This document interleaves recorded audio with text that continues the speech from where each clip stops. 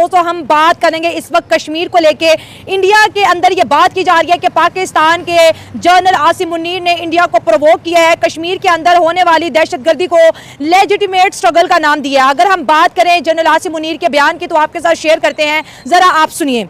उनका ये कहना है कि जो भी कश्मीर के लिए आज़ादी के लिए काम करता है वो दहशतगर्दी नहीं है और इंटरनेशनल लेवल पे उनकी आज़ादी को तस्लीम किया जाए। और अगर इन फ्यूचर, जैसे कि भारत में बात हो रही है ऑपरेशन सिंदूर 2.0 अभी स्टार्ट है और भारत जो है इस साल में किसी भी दिन किसी भी महीने पाकिस्तान के ऊपर दोबारा हमला करेगा, तो उसको उन्होंने रिस्पॉन्स किया कि अगर जवाब भारत की तरफ से दिया जाएगा तो पाकिस्तान भी फिर प्रॉपर रिस्पॉन्स करेगा। दोस्तों हम कश्मीर की बात करते हैं, हम सुलह की बात करते हैं, पीस टॉक की बात करते हैं, लेकिन कश्मीर भारत के लिए कितना इंपॉर्टेंट है आप सब जानते हैं और पाकिस्तान को कश्मीर को अपनी जगलर वेन तक पहुंच चुका है। नमस्कार दोस्तों, मैं हूं आरजू और रिएक्शन विद आरजू में आपका स्वागत है।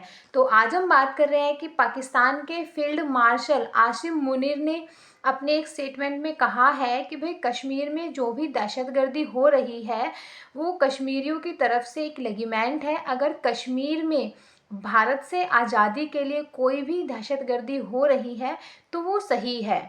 तो अपने इस बयान से आसिम मुनीर ने कहीं ना कहीं भारत को ये प्रोवोक किया है कि भाई उनकी तरफ से कश्मीर के लिए फिर से कोई ना कोई एक्टिविटी हो सकती है। तो चलिए देखते हैं लोगों का इस बारे में क्या कहना है। देखें जी, पहली तो बात यह है कि ये उनका बेसिक राइट है। अगर आप किसी का घर छीनते हैं तो उस घर के लिए आवाज़ उठाना उस घर के अफराद का एक बेसिक राइट है। अच्छा, इसी तरह कश्मीरी जो उन पर जुल्म हुए हैं पिछली हिस्ट्री में अगर आप देखें, ठीक है, इंडिया ने जिस तरह से इन्फिल्ट्रेट किया है, उनकी ज़मीनों पर कब्जा किया है, ये उनका बेसिक राइट है कि वो उस आज़ादी के लिए आवाज़ उठाएं। अच्छा, ठीक है, पहली तो बात आप ये समझ लें। दूसरी बात, अगर इंडिया अभी पहलगाम अटैक हुआ है फॉर एग्जांपल रिसेंटली, तो इंडिया कुछ ना कुछ इंटरवल के बाद ऐसे इंसिडेंट्स को एक फेस देता है कि ये पाकिस्तान इंडिया में या कश्मीर में टेररिज्म को प्रमोट कर रहा है। अच्छा, इनफैक्ट हम टेररिज्म को प्रमोट नहीं कर रहे, हम अपने कश्मीरी भाइयों के साथ खड़े हैं, पहली बात ये है। और जो इंडिया में जो इंडियंस इन्फिल्ट्रेट कर रहे हैं कश्मीर में, जो उनकी लैंड्स हड़प रहे हैं, ठीक है, घरों से निकाल रहे हैं, जो उनके बच्चों को मार रहे हैं, हम उसके बिल्कुल अगेंस्ट हैं और हम किसी भी सूरत में कॉम्प्रोमाइज़ नहीं कर सकते जो कश्मीरियों का जो फ्रीडम है उस पर। और पाकिस्तान हर एस्पेक्ट से देखा जाए, हर प्लेटफॉर्म पे कश्मीर के साथ खड़ा हुआ है। आपने बोला कि ये आप भी कह रहे हैं कि ये उनकी लेजिटिमेट स्ट्रगल है, ये टेररिज्म नहीं है, ठीक है। अब देखिए इंडिया का, क्योंकि हम इंडिया के पॉलिटिक्स को बहुत टाइम से जो है ना कीनली ऑब्जर्व करते हैं और देखते हैं उनके क्या इंटरेस्ट है कश्मीर में। वो कहते हैं कि कोई भी पर्सन, वो बच्चा छोटी उम्र का है या वो बड़ा आदमी है या वो एक लड़की है या एक औरत है, अगर वो हमारे स्टेट के इंटरेस्ट के खिलाफ जाएगी, अगर वो हमारी आर्मी के खिलाफ जाएगी, अगर वो हमारी कश्मीर पॉलिसी के खिलाफ जाएगी, अगर वो ऐसा भड़काऊ भाषण वहाँ पे कोई भी बंदा देता है जो इंडिया के इंटरेस्ट के खिलाफ है, तो वो टेररिस्ट है, वो मिलिटेंट है। उसको हम ज़मीन के 7वीं तह से भी निकाल के लाएंगे, उसको फांसियाँ देंगे, उनको जेलों में डालेंगे, उनके ऊपर स्ट्रेट फायर करेंगे, क्योंकि जो इंडिया का नहीं वो कश्मीर का नहीं। देखें जी, पहले तो आपको पता होना चाहिए कि इंडिया का एजेंडा क्या है। जब से मोदी आया है उसने जिस तरह से एक्सट्रीमिज्म को प्रमोट किया है, ठीक है, और उनके नज़दीक सिर्फ हिंदू ही अगर एक्चुअल ह्यूमंस हैं और वो सिर्फ हिंदूज ही राइट रखते हैं, मुस्लिम्स राइट नहीं रखते। आप कश्मीर को छोड़ें, आप इंडिया के दूसरे स्टेट्स में, दूसरे प्रोविंसेस में देखें, वहाँ पर भी मुस्लिम्स के साथ कैसा वो बिहेव कर रहे हैं। सो द थिंग इज़ कि जिस तरह की लीडरशिप होती है, अब वो अपने मीडिया को भी उसी तरह से प्रमोट करते हैं, ठीक है। और अभी रिसेंटली पहलगाम अटैक हुआ है, जिस दहशतगर्द कम्युनिटी ने भी इसको स्पॉन्सर किया है, पाकिस्तान इसके बिल्कुल अगेंस्ट है। और दूसरी बात यह है कि हम टेररिज्म को किसी भी किस्म का रिलीजियस रूप नहीं दे सकते कि ये मुस्लिम्स ही टेररिस्ट होते हैं, इंडियंस भी हो सकते हैं, क्रिश्चियंस भी हो सकते हैं। तो ये जो इस्लामोफोबिया ये ख़त्म करना चाहिए। और मोदी को और उसके मीडिया को, जिस तरह से वो मोदी को बढ़ा चढ़ा कर बयान कर रहे होते हैं, इंडियन मीडिया को भी ये मद्देनज़र रखना चाहिए कि human is human even if it is Hindu और मुस्लिम और क्रिश्चियन और वट एवर इट इज़। सो जो मोदी और उसका जो एजेंडा है, बीजेपी का एजेंडा है, वो हमेशा से यही रहा है कि हिंदू और मुसलमानों को आपस में लड़ाना है। और उसने हर इंसिडेंट को वही रूप देने की कोशिश की है कि मुस्लिम और हिंदू आपस में लड़े। बात ये क्लियर करता चलो, दोनों ममालिक के लिए, हमारे पाकिस्तान के लिए भी और हिंदुस्तान के लिए भी। हमारे ये जो साउथ एशिया का जो ये सब कॉन्टिनेंट का एक एरिया है, इसमें अगर हम अमन चाहते हैं ना, हम दोनों मुल्कों को आपस में एक तो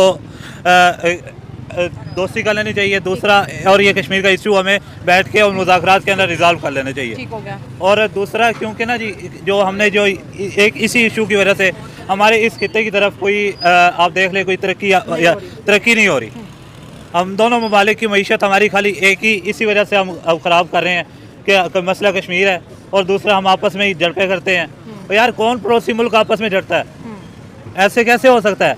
सही बात है। जो ह्यूमन राइट्स के अंदर बात की जाए ना, तो पड़ोसियों के जो हकूक़ हैं वो हजूर पाक सल्लल्लाहु अलैहि वसल्लम ने जो हमें दिए हैं, अगर वो देखे जाए तो हम क्या कर रहे हैं? आप नेबर्स के बड़े राइट्स और नेबर बदले भी नहीं जाते हैं। और नेबर बदले भी नहीं जाते और नेबर्स के साथ हमें हमेशा अच्छे तल्लुकात रखने चाहिए ताकि हम, क्योंकि पाकिस्तान में पाकिस्तान भी एक ऐसी जगह पे मौजूद है जहाँ पे समुंदर भी है, ठीक है। इस खिते की जो जियोग्राफी आई हिंदुस्तान के भी 3 तरफ से, इसको हम जजीरा नुमा कहते हैं, जिसकी वजह से वो इंडिया भी के 3 तरफ समुंदर है, पाकिस्तान के एक तरफ समुंदर है। हम दोनों ममालिक को ऐसा चाहिए कि हम जिन ममालिक को समुंदर नहीं लगता, जैसे ये सेंट्रल एशिया के कंट्रीज़ हैं, उनके लिए हम राख बनाएं, हम उनके लिए अमन के गवारा बनाएं। तो तब होना कश्मीर, पाकिस्तान बोलते हैं कि कश्मीर की आज़ादी तक लड़ेंगे, इंडिया बोल रहा है पाकिस्तान से भी कश्मीर वापस करना है, तो ये किस तरह फिर चीज़ें चलेंगी? ना हम कश्मीर छोड़ते हैं ना वो छोड़ने को तैयार। ये बस दोनों ममालिक के बैठ के एक तो मुज़ाकरात से, कौन करे मुज़ाकरात? नरेंद्र मोदी तो टेबल पे नहीं आना चाहते।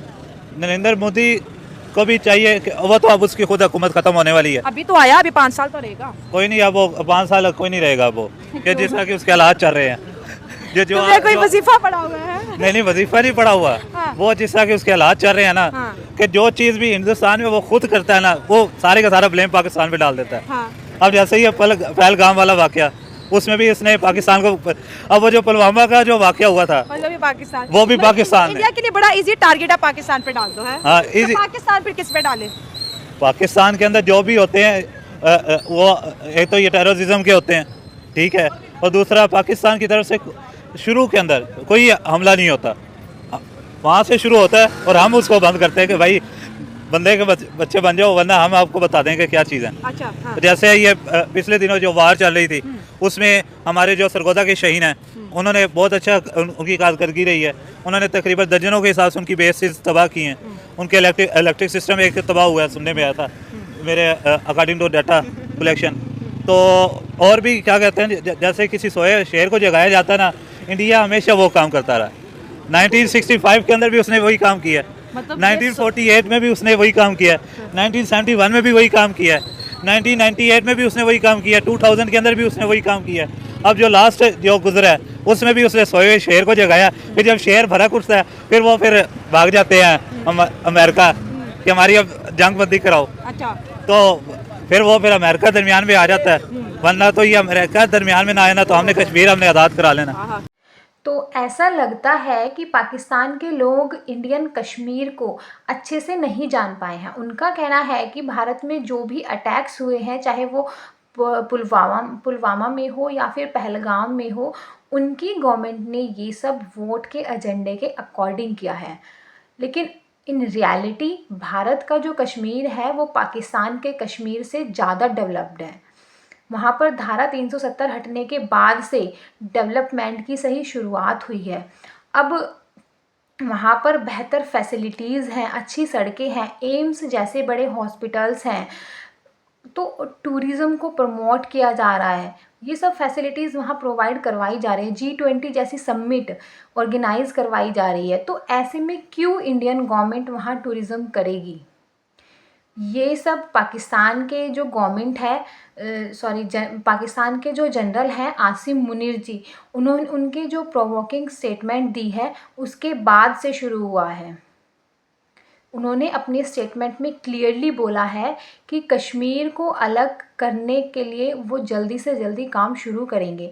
तो ये कोई सडन अटैक नहीं है, ये एक प्लान्ड टेररिज्म अटैक है और पाकिस्तान इसे इंडियन गवर्नमेंट का मूव बताकर पल्ला नहीं झाड़ सकता है। वर्ल्ड वाइड ये सबको पता है कि भाई ये पाकिस्तान का एक प्लान्ड अटैक था और इसी वजह से किसी भी मुस्लिम कंट्री ने पाकिस्तान को सपोर्ट नहीं किया था। तो आज के लिए इतना ही। जय हिंद, जय भारत। आप लोगों को वीडियोस पसंद आती हैं तो लाइक, शेयर और कमेंट करिए और चैनल को भी सब्सक्राइब कीजिए। Thank you.